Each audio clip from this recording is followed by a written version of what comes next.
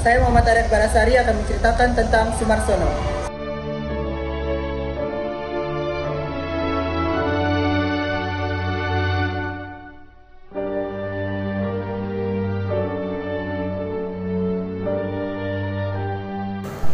Pemberontakan PKI 1948 atau yang disebut juga peristiwa Madiun adalah sebuah konflik antara pemerintah Republik Indonesia dan kelompok oposisi sayap kiri, yaitu Front Demokrasi Rakyat selama Revolusi Nasional Indonesia. Front Demokrasi Rakyat terdiri atas Partai Komunis Indonesia, Partai Sosialis, Partai Buruh Indonesia, SOBSI, dan Pesindo. Konflik ini dimulai pada tanggal 18 September 1948 di Madiun, Jawa Timur. Jatuhnya Kabinet Amir Syarifuddin pada Januari 1948 merupakan cikal bakal peristiwa Madiun. Amir Syarifuddin lahir pada tanggal 27 April 1907 di Medan, Sumatera Utara. Ayahnya bernama Yamin. Ia adalah seorang jaksa di Medan. Ibunya bernama Basunu Siregar. Lahir dari keluarga Batak yang telah membaur dengan masyarakat Melayu Islam di Delhi. Latar belakang Amir yang kaya dan kemampuan intelektual yang luar biasa memungkinkan dia untuk masuk ke sekolah-sekolah yang paling elit. Ia dididik di Haarlem dan Leiden di Belanda. Amir adalah seorang politikus dan jurnalis berkebangsaan Indonesia. Ia menjabat sebagai Perdana Menteri ketika Revolusi Nasional Indonesia sedang berlangsung. Amir menjadi pemimpin sayap kiri terdepan pada masa revolusi. Pada pertengahan tahun 1947, Partai Sosialis terpecah menjadi dua faksi. Satu faksi dipimpin oleh Amir Syarifuddin dan faksi yang lebih kecil lagi dipimpin oleh Sultan Syahrir.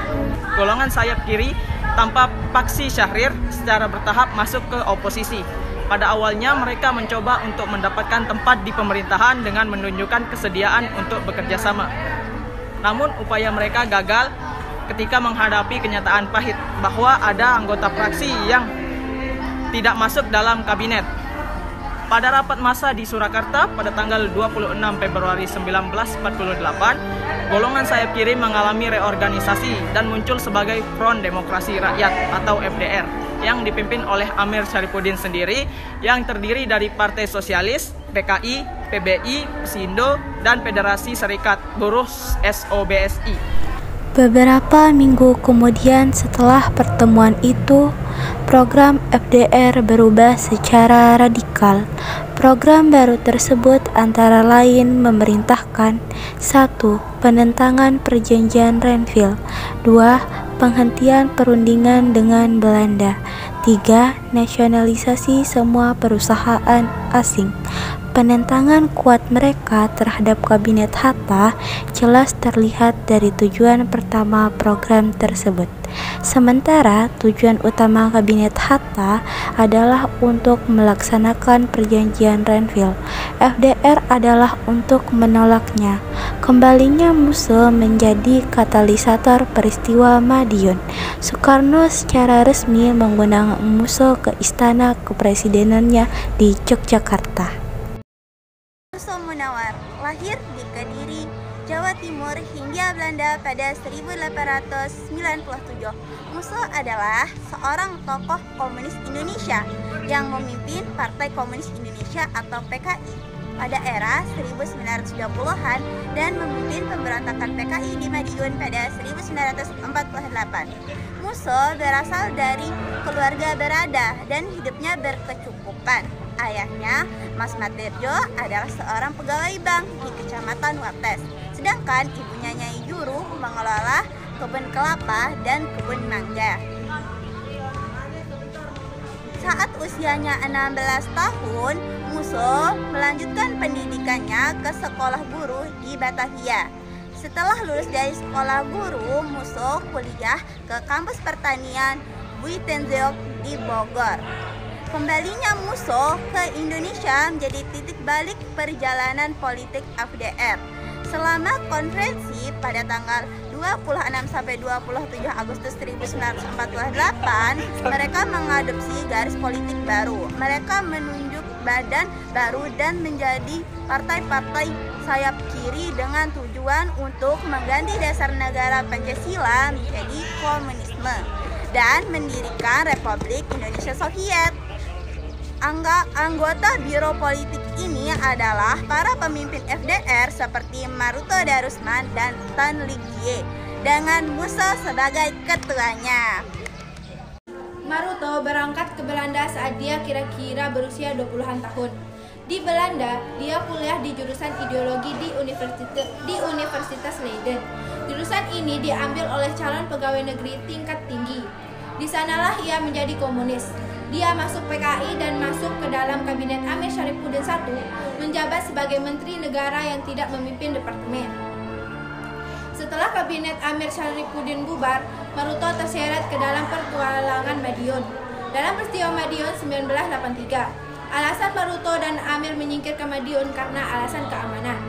Maruto tiba di Madiun pada 27 September 1948 di Madiun. Mereka disebut bergiat dalam Front Demokrasi Rakyat atau disebut FDR. Maruto ditangkap pada 18 November 1948 selama berminggu-minggu. Setelahnya, dia ditahan. Wajahnya ikut menghiasi pamflet terbitnya pemerintah yang berjudul Musuh CS Menganjau Keselamatan Negara Kita. Nasib Maruto dan kawan-kawannya yang tertangkap itu diputuskan pada 18 Desember 1948 dalam sebuah sidang yang diliputi ketegangan. Dari 12 menteri kabinet Hatta, hanya 4 orang yang setuju mereka dibebaskan dari eksekusi mati. Pada 19 Desember 1948, mereka akhirnya dibawa ke Ngalihan di sebelah timur Solo untuk dieksekusi mati. Sekian, terima kasih. Assalamualaikum warahmatullahi wabarakatuh. Tan Linggie lahir di Surabaya pada 1904. Dia belajar di RHS Batavia dan Fakultas Hukum Leiden, Belanda. Tan Linggie adalah wartawan. Dia juga tergabung dalam Partai Tionghoa Indonesia yang didirikan Liem. Sejak muda, Tan Linggie sudah dianggap kiri. Tan Linggie juga adalah anggota Partai Komunis Belanda alias CPN yang dipengaruhi Paul de Groot. Setelah peristiwa Madiun, PKI dipimpin oleh Tan Linggie yang menjadi sekretaris jenderal dalam panitia persiapan fusi 3 partai, yaitu 1 PKI, 2 Partai Buruh Indonesia, dan ketiga Partai Sosialis. Tan Linggie sebagai sekretaris jenderal Partai Sosialis merangkap sebagai anggota terkemuka daripada Politbiro PKI ilegal. Kemudian sejak bulan Agustus 1948 sebagai wakil sekretaris jenderal PKI. Namun kepemimpinan Tan Linggie di PKI kemudian beralih ke tangan trio Aidit, Enjuto, dan Lukman. Dia malah dituduh mengecilkan peran PKI sebagai pelopor revolusi dan telah melenyapkan sifat bebas daripada PKI di lapangan organisasi. Dia lalu tersisih selama bertahun-tahun sampai terjadinya gempa politik 1965 dan PKI dihabisi Angkatan Darat. Tan Linggie juga tertangkap dan Tan Linggie Metor Xiao yang ditahan di Surabaya pada tahun 1966 menderita penyakit beri-beri karena kekurangan makan dan meninggal dalam keadaan yang sangat mengenaskan setelah ditahan penguasa militer. Pagi tanggal 18 September 1948, FDR mulai merebut pejabat pemerintah daerah, sentral, telepon, dan markas tentara dengan Sumarsono dan Djoko Sujono sebagai pemimpin operasi itu. Itu adalah pertemuan singkat yang berakhir dengan 2 perwira setia terbunuh dan 4 terluka. Dalam hitungan jam, Madiun sudah dikuasai FDR. Sumarsono kemudian mengumumkan melalui radio lokal, dari Madiun kemenangan dimulai. Sumarsono bisa dipanggil Marsono, Mar, atau bahkan Son saja. Lahir di Ketorjo, Jawa Tengah pada tanggal 22 September 1921. Di masa pendudukan Jepang, Sumarsono ikut gerakan bawah tanah jaringan Sultan Syahrir.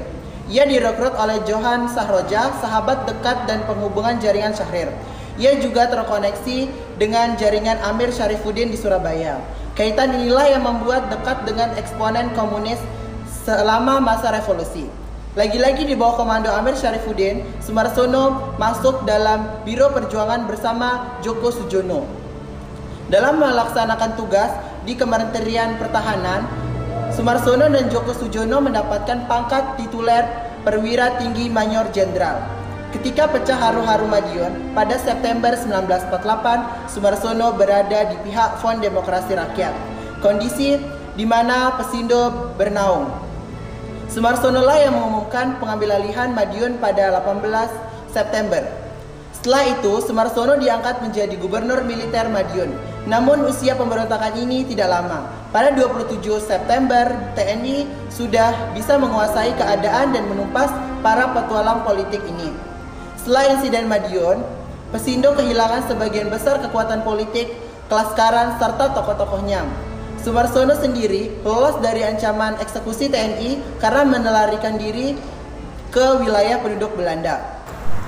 Pukul 10 malam tanggal 18 September 1948, Presiden Soekarno menyatakan bahwa pemberontakan Madiun adalah upaya untuk menggulingkan pemerintah Republik Indonesia, dan Musso telah membentuk Republik Indonesia Soviet.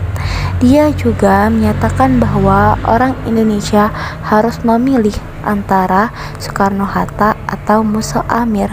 Sebagian besar warga Jawa Timur memilih Soekarno-Hatta.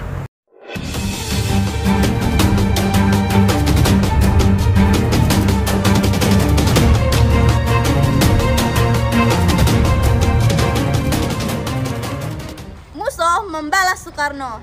Dia menyatakan perang terhadap pemerintahan Indonesia. Dia berusaha meyakinkan rakyat Indonesia bahwa Soekarno dan Hatta adalah budak imperialisme Amerika, pengkhianat, dan pengedar Romusa. Beberapa pimpinan FDR memutuskan untuk pergi ke arah yang berbeda dari Musso. Pada tanggal 20 September 1948, mereka menyatakan kesediaan mereka untuk berdamai dengan pemerintah Indonesia. Setelah itu, Sumarsono membuat pengumuman publik serupa bahwa peristiwa Madiun bukanlah kudeta, tetapi upaya untuk mengoreksi tujuan politik pemerintah Hatta. Dalam upayanya meyakinkan pemerintahan, pada tanggal 23 September, Amir Syarifuddin menyatakan bahwa konstitusi FDR adalah negara Republik Indonesia. Bendera mereka tetap merah putih dan lagu kebangsaan mereka tetap Indonesia Raya.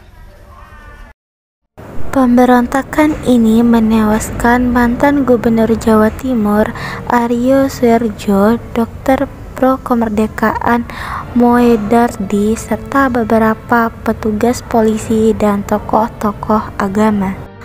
Pemerintah Indonesia tampaknya mengabaikan upaya beberapa pemimpin FDR untuk mengakhiri konflik.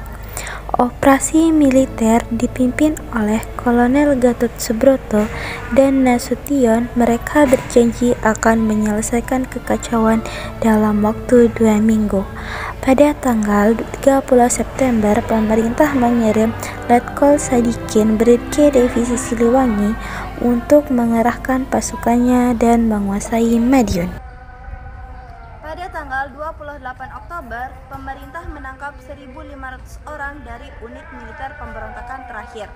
Musso ditembak mati 3 hari kemudian, pada 31 Oktober, ketika dia bersembunyi di kamar kecil dan menolak untuk menyerah.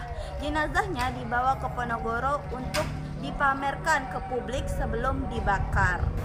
Sebulan kemudian, pada 29 November, Djoko Sujono dan Maruto Darusman ditangkap. Syarifuddin menghadapi nasib yang sama ketika ditangkap pada 4 Desember. Kemudian mereka dieksekusi di Ngalian pada 19 Desember 1948. Sekian video dari kami. Mohon maaf jika ada kesalahan. Wabillahi taufiq wal hidayah. Wassalamualaikum.